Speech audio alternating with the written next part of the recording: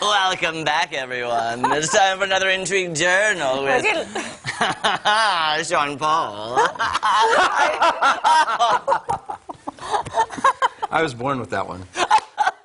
That one's just built in. It is. You got it naturally. Yes. Sean Paul, I'm glad that Halloween fell on an Intrigue Journal day. Oh, man, Yeah, me perfect, too. perfect. Perfect. Yes. It is perfect. Excellent. Yes. What are you going to intrigue us with today? Well, tonight is the big night.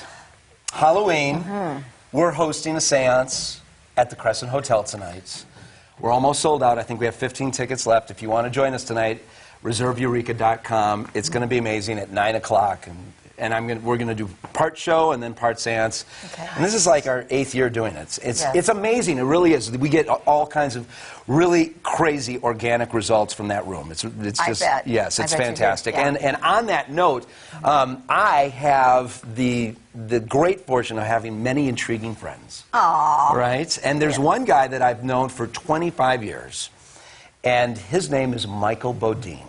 And he is an author. He's actually a member of a family they're all psychic. They're all psychic, and he's written 2 books. One's called A Psychic's Life, and the other one's called Growing Up Psychic. And I encourage you to check these books out. Go to Amazon and pick them up. They're very entertaining, and there's talk about making one of them into a movie. Okay. And it's real easy for him because he's got a lot of great connections because he is like a psychic to the stars. I saw that. Yeah, and it's not like he just says it and he's making things up. I've actually been with him when he's doing a psychic consultation, and he'll say, hey, so-and-so, and I can't say their names. Right. But their names everybody would have heard of. He goes, can you say hi to my friend? And he hands me the phone, and I'm talking to this person I was watching on TV as a kid and whatnot. Wow, that's great. And I've met people out in L.A. when we were out there together, and he's amazing. And he's got stories that would just blow your mind. We have a lot of amazing things that happen in Intrigue Theater, but when he tells a story, it literally could be a movie. Wow. All right? Okay. And he's not making this stuff up because there's been like 10, 20 years ago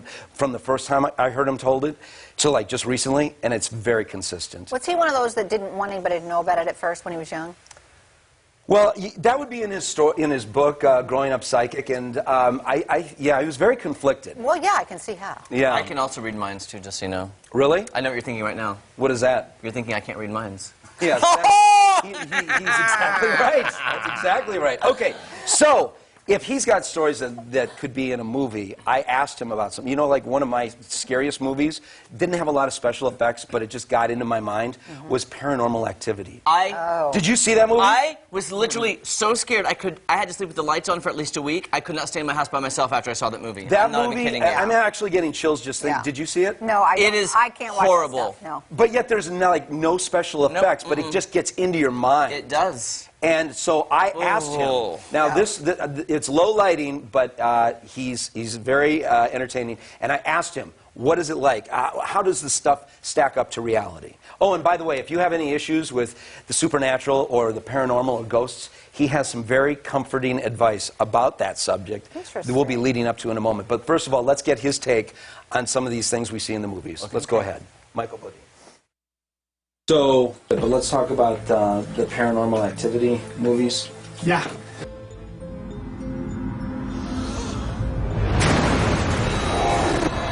They're freaky. Well, they're funny. Okay, they're funny. Yeah. They're you know, and I get it. You know, the problem with ghost busting is they're really boring. They're really boring. You go to most ghost bustings, the walls aren't bleeding.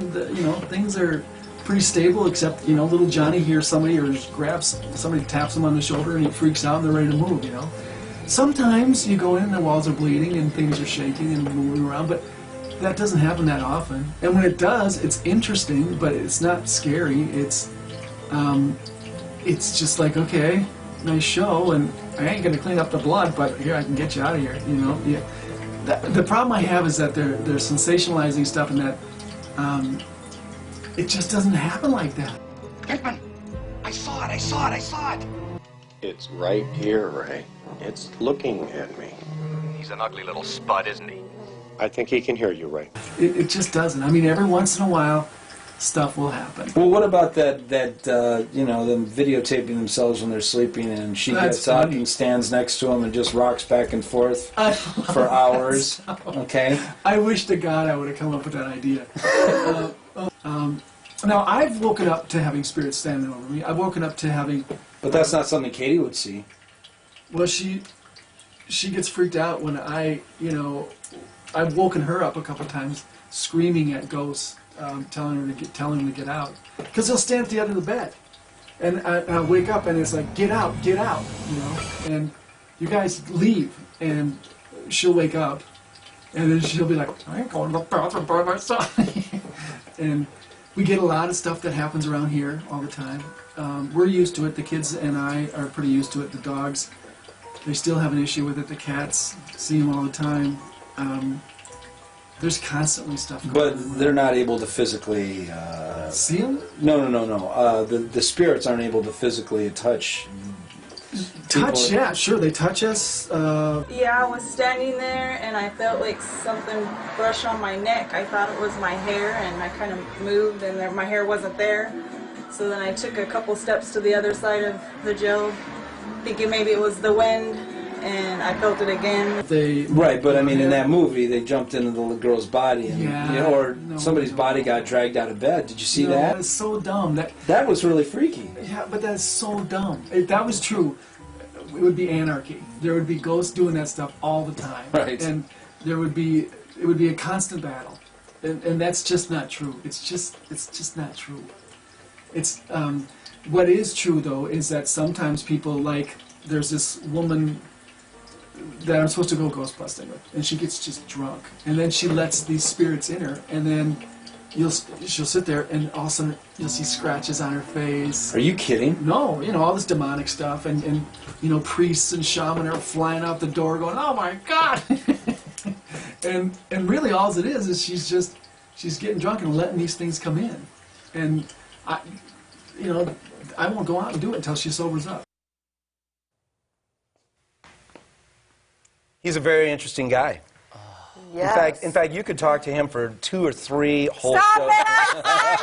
it! Jeremy! Okay, But so that does freak me out. I'm just telling you. right, and you know, he was just saying that, you know, people, if they get inebriated or whatever, sometimes they can let these things in. He said that you know, Ouija boards and things like that, that's a portal to let things in. That's why I don't have one. That's why I don't. Right. I've never messed with that stuff. Yes, exactly. Don't do it. So No. he is fascinating. So, but he doesn't just do ghost bustings. He also does exorcisms. Oh. So those are real. He says those are real. Like you can be demon possessed. Oh, I'll double down on this. I know somebody else completely unrelated to Michael Bodine. He's a pastor. He went to seminary, and the person that he learned from was of the clergy in St. Louis. Oh wow. Oh, wow. And they were involved in that epic story that led to the movie The Exorcist. Oh, Oh wow. And so I asked him, and by the way, so this pastor that I know that talked to the guy that was involved in that, they would ask him in seminary about it, and he would not talk about it. No, I don't blame him. Wouldn't talk about it. And I asked Michael about that. This is really quick. Okay. Won't even talk about it. Yeah, Doesn't want to talk about it. it's one of those things you don't really talk about. So, you know, and I mean, if that's coming from a pretty conservative individual, a Catholic priest or whatever, that probably does give some credibility to the whole. Well, I mean, obviously, I don't think some lady, you know, her head spun around and that would be tough. I mean, crab walked down the stairs and then threw up all over everybody. And chiropractic bills alone. right. Wow.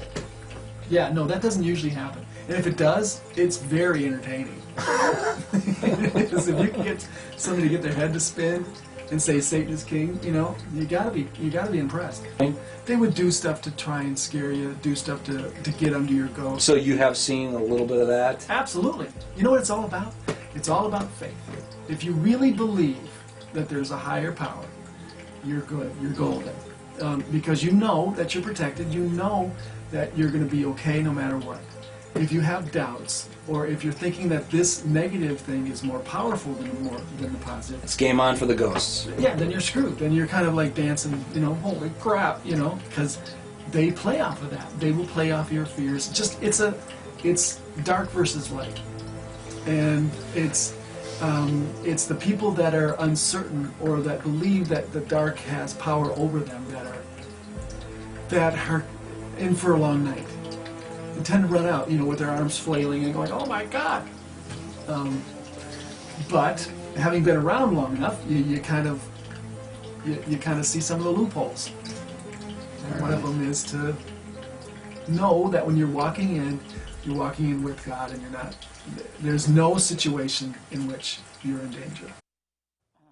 Yeah, well, Amen to that. Amen to that. Like I said last year when we did all this down in the morgue. Yes, we were at the Crescent Hotel, Yeah, Kelly and I just with the higher power, I'm just like, I know that there's stuff around me. I don't want to see it. Just protect me, and I'm good. Okay, but people just have these experiences at the Crescent Right. Hotel. I don't think there's going to be any kind of malicious experience. No. Oh, no. And you need our comfort now. We're going to have a little watch party after the show, and we're going to watch Paranormal Activity. Okay, with Kelly. With Kelly. Oh, really? No, we're not.